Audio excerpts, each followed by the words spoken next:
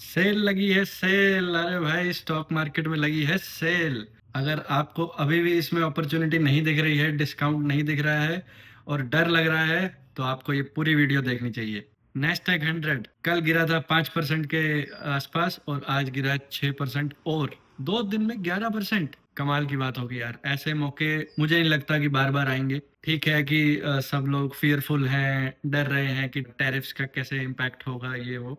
Latest update ये है कि चाइना ने रिटेलिटरी टैरिफ लगा दिए हैं, जो कि यूएस के गुड्स पे 34% लगा दिए, तो जिसकी वजह से और फियर बढ़ गया है और लोग फिर सेलिंग पे उतर आए हैं और काफ़ी डिस्काउंट पे चीज़ें मिल रही हैं अब। बट आपको क्या लगता है ये टैरिफ्स क्या 2025 में ही आए हैं? आज तक जितने भी टाइम यूएस की स्टॉक मार्केट रही है या इंडिया की स्टॉक मार्केट रही है या किसी भी कंट्री की स्टॉक मार्केट रही है, आज तक टैरिफ्स पे कोई ट्रेड वॉर नहीं हुआ है। आज तक टैरिफ्स किसी कंट्री ने दूसरी कंट्री को पनिश करने के लिए नहीं इम्प्लीमेंट किए हैं। ऐसा कभी हुआ है? पहली बार तो नहीं हुआ। तो एज एन इन्वेस्टर हमें क्या करना है? मुझे अगेन वही लगता है कि फिर से इन्वेस्ट कर दीजिए। अगर आपके पास स्पेयर मनी है तो आपको लगता है कि और वेट करना है तो वो आपके डिसीजन पे है। मैं तो हर रोज थोड़ा थोड़ा इन्वेस्ट कर रहा हूँ, ताकि ये जितना भी डिप आ रहा है या जितना भी डाउनफॉल है, इस फियर का मैं फायदा उठाऊं। As the great Warren Buffett always says, be greedy when others are fearful, be fearful when others are greedy.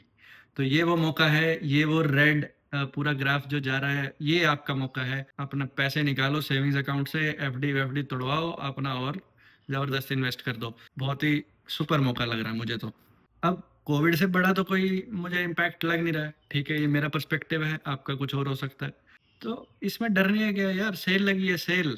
आपको 11% डिस्काउंट पे 2 दिन में इंडेक्स मिल रहा है और जो कि टॉप से अराउंड 20% गिर चुका है। और क्या चाहिए जीवन में? भर दो ना पैसे अगर हैं तो। सबसे बेहतरीन अपॉर्चुनिटी है। मैंने कल भी इन्वेस्ट किया था, मैं आज भी इन्वेस्ट करने वाला हूँ। अगेन आप लोग अपनी समझ से इन्वेस्ट करेंगे। पर ये स्टॉक मार्केट आखिर होती क्या है? मतलब ये भी कंसेप्ट समझना जरूरी है। जरूरी नहीं है कि सभी को ये कंसेप्ट पता हो। हम सुनते हैं कि मैं आज स्टॉक मार्केट में इन्वेस्ट कर रहा हूँ या मैंने स्टार्ट कर दिया इन्वेस्ट करना, बट स्टॉक मार्केट होती क्या है, स्टॉक्स होते क्या हैं, ये जानेंगे आज की वीडियो में। बेसिक से बिल्कुल स्टार्ट करेंगे कि स्टॉक्स मतलब क्या। अगर मैं इन्वेस्ट कर रहा हूँ, अगर मैं कोई चीज स्टॉक खरीद रहा हूँ, एप्पल का स्टॉक खरीद रहा हूँ या इंडिया में टीसीएस इन्फोसिस का स्टॉक खरीद रहा हूँ, तो इसका मतलब क्या है? स्टॉक खरीदने का मतलब है you are becoming an owner of that company, shareholder of that company. Shareholder का क्या मतलब है?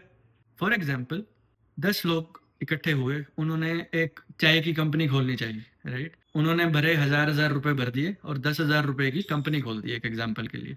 अब हर एक बंदे की इक्विटी, हर एक बंदे का शेयर होल्डिंग परसेंटेज कितना होगा?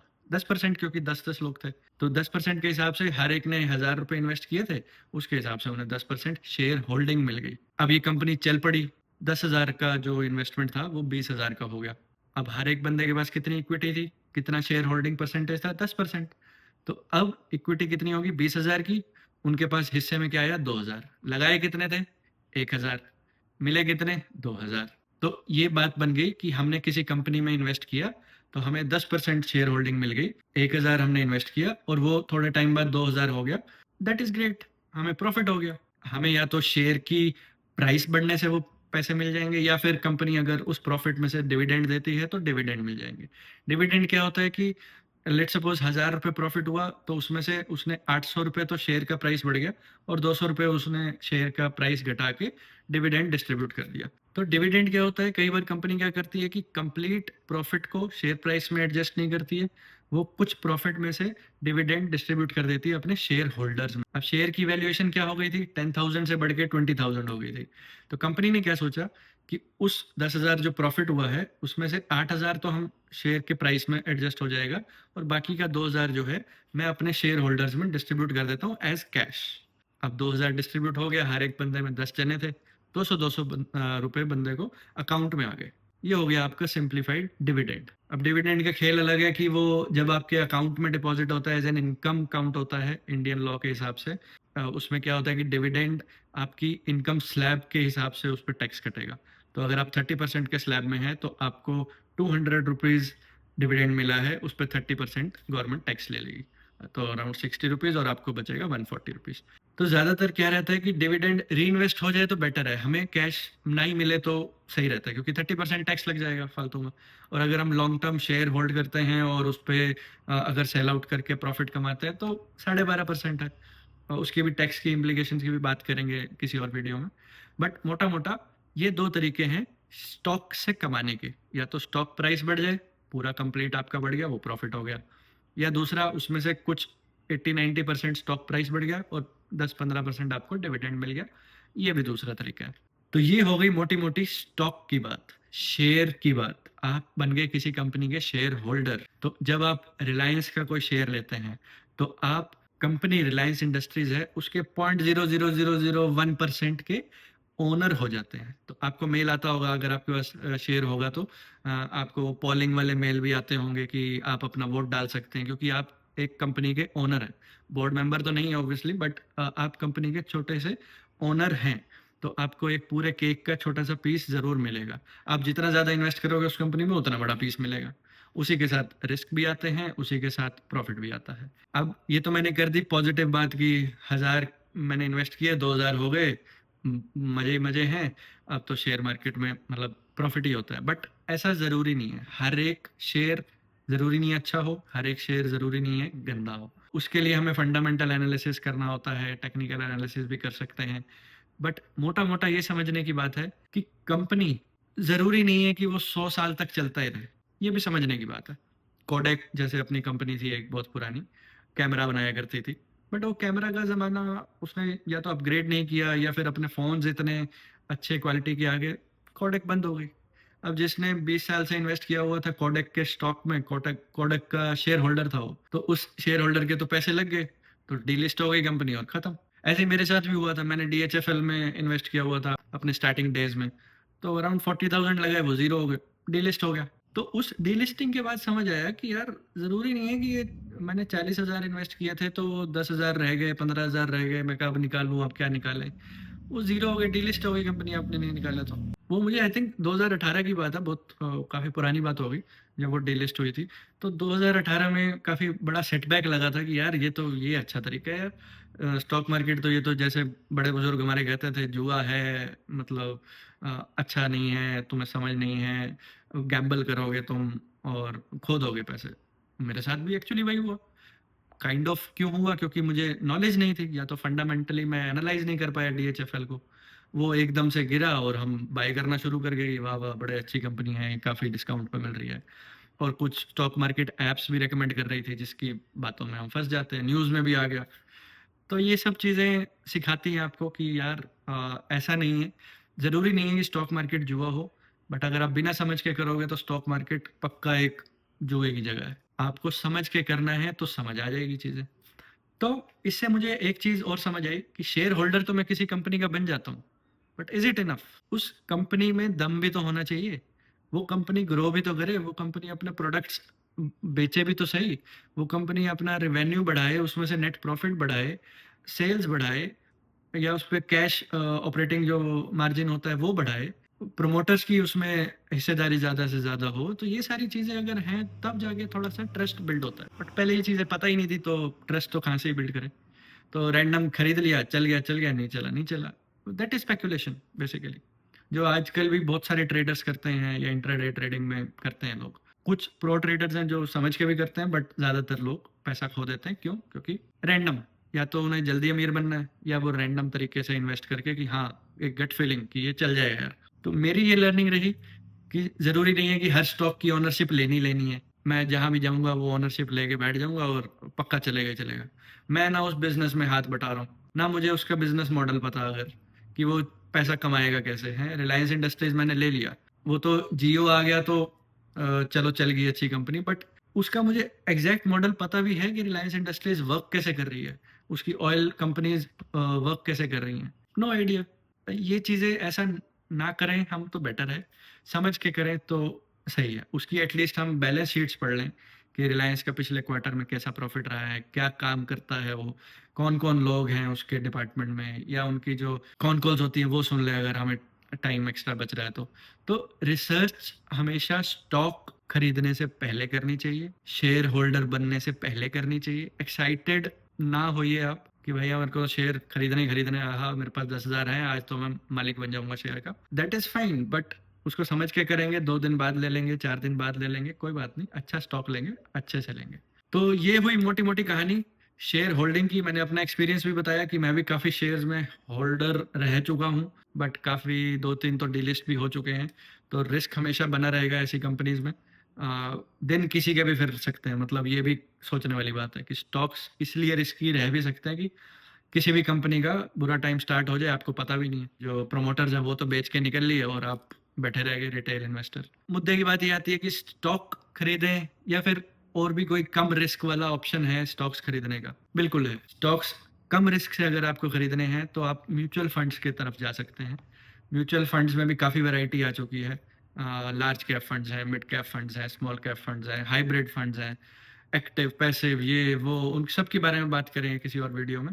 बट अभी के लिए हम ये समझ लेते हैं कि एक स्टॉक खरीदना होता है और एक म्यूचुअल फंड भी हम खरीद सकते हैं। Mutual fund is just a basket of stocks जिसको एक म्यूचुअल फंड मैनेजर मैनेज करेगा।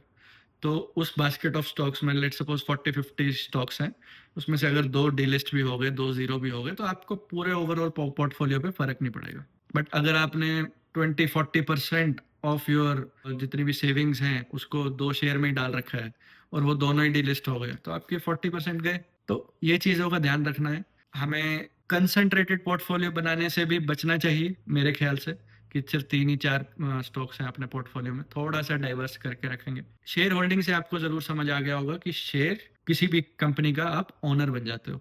मार्केट कैपिटलाइजेशन एक चीज होती है। मार्केट कैपिटलाइजेशन क्या चीज होती है? Share price into total number of shares, this is called market capitalisation.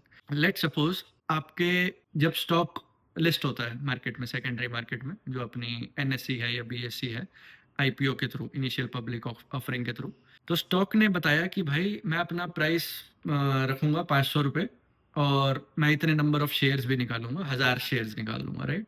तो 5 लाख मेरी मार्केट कैपिटलाइजेशन होगी। तो जितनी ज्यादा मार्केट कैपिटलाइजेशन होती जाएगी, अगर आप नंबर ऑफ शेयर्स सेम रख रहे हो तो स्टॉक प्राइस बढ़ रहा होगा ऑब्वियसली।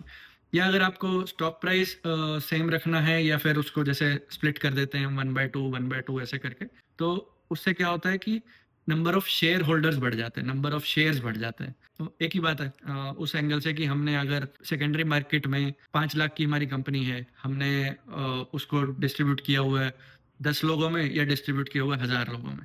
1000 लोगों में किया तो कम कम हिस्सा आएगा, 10 लोगों में किया तो मोटा मोटा हिस्सा आ जाएगा सबके पास। हमारे इंडिया में मार्केट कैपिटलाइजेशन के बेस पे ही सारे स्टॉक्स डिफाइन किए जाते हैं। Large cap stocks are 1 to 100 top market capitalisation वाली कंपनीज, जिनकी पूरे देश में सबसे ज्यादा मार्केट कैपिटलाइजेशन है, जो लिस्टेड कंपनीज हैं, जिनका प्राइस भी अच्छा है प्लस उनके नंबर ऑफ शेयर होल्डर्स भी ज्यादा हैं, वो हो गई मार्केट कैपिटलाइजेशन। और वो टॉप 100 कंपनीज जो है वो अपनी लार्ज कैप कंपनीज है। तो नेक्स्ट क्या होता है? 101 से 250, अगली 150 कंपनीज अपनी हो जाती है मिड कैप। 251 से 500 तक कह देते हैं हम स्मॉल कैप। वैसे तो 251 से जितनी भी सारी कंपनीज हैं मार्केट कैपिटलाइजेशन को नीचे की तरफ करते हुए, वो सारी स्मॉल कैप कहलाती हैं। बट आजकल एक नया टर्म आ गया माइक्रो कैप, जो 501 से पीछे की सारी कंपनीज है वो माइक्रो कैप हो जाती है। बट अभी मोटा मोटा हम समझ लेते हैं कि लार्ज कैप हो गई 1 से 100 कंपनीज, 101 से 250 होगी मिड कैप कंपनीज, 251 से जितनी भी हैं स्मॉल कैप कंपनीज। अब लार्ज कैप है तो मतलब सेटल्ड कंपनीज होंगी ऑब्वियसली, टीसीएस हो गई, इन्फोसिस हो गई, रिलायंस हो गई, एचडीएफसी बैंक हो गया, तो ये सेटल्ड कंपनीज हैं। ये ऑब्वियसली मार्केट में अपना छाप छोड़ चुकी हैं, तो ये companies they are set to be too good to fail. तो ऐसा नहीं है कि कल को टीसीएस बंद ही हो जाएगी। अरे भाई 15 लाख करोड़ उसका मार्केट कैप उसके आसपास है, तो वो अगर फेल हो गई तो 15 लाख करोड़ मार्केट से चले गए। इंडिया की जीडीपी में भी तो ये कंट्रीब्यूट कर रहे हैं 15 लाख करोड़। तो ऐसा बहुत सच में टू गुड टू फेल है ये। बट अगर हम सारा अपना पोर्टफोलियो टीसीएस में लगा देंगे and we are expecting around 15 to 20% returns, ये भी प्रैक्टिकल नहीं है। तो वो अपने 10-12% के ग्रोथ रेट से ही चलेगा। तो आपको भी एक्सपेक्ट वही करना चाहिए कि 10-12% से आपको ग्रोथ मिलती जाएगी लॉन्ग टर्म में, अगर आप सारा ही पोर्टफोलियो टीसीएस में डाल रहे हो। 99.9% वो फेल नहीं होगी, बट अगेन ये बाइंग एंड सेलिंग रिकमेंडेशन नहीं है, ये सिर्फ मैं आपको एग्जांपल के लिए बता रहा हूँ। तो ये लार्ज कंपनीज इसलिए फायदेमंद होती हैं अगर आप उसको स्टेबल पोर्टफोलियो रखना चाह रहे हैं, तो आप अपना स्टॉक्स का पोर्टफोलियो लार्ज कैप में बना सकते हो। अगर आप ज़्यादा रिस्क लेना चाह रहे हो कि यार थोड़ा-सा ज़्यादा रिटर्न चाहिए, बट मैं वोलेटिलिटी सह लूँगा कि ऊपर-नीचे होता है प्राइस, तो मेरा दिल धक-धक नहीं करेगा, तो आप मिड कैप की तरफ जा सकते हो कि 101 से 250 कंपनीज़ में वहाँ से कोई कंपनी चूज़ कर ली। अब चूज़ कैसे करनी है वो अगेन फंडामेंटल एनालिसिस पे आ जाएगा, वो डिटेल में हम बात कर लेंगे। बट अभी stable portfolio large cap, risky portfolio mid cap, highest risk portfolio small cap. अगर आप स्मॉल कैप 250 फर्स्ट से लेके नीचे वाली कंपनीज इन्वेस्ट कर रहे हो तो हाईएस्ट रिस्क है। आप क्या सोच रहे हो कि कोई 1000 करोड़ की कंपनी है वो 15 लाख करोड़ की कंपनी हो जाएगी? जरूरी है? श्योर है? नहीं श्योर। हो सकता है कि 20 कंपनियां हो हजार हजार करोड़ की, उसमें से एक ही कंपनी बने लाख करोड़ की। फिर आप तो उन जरूरी नहीं है ना 1 आउट ऑफ दैट 20 आप वही 1 पकड़ोगे।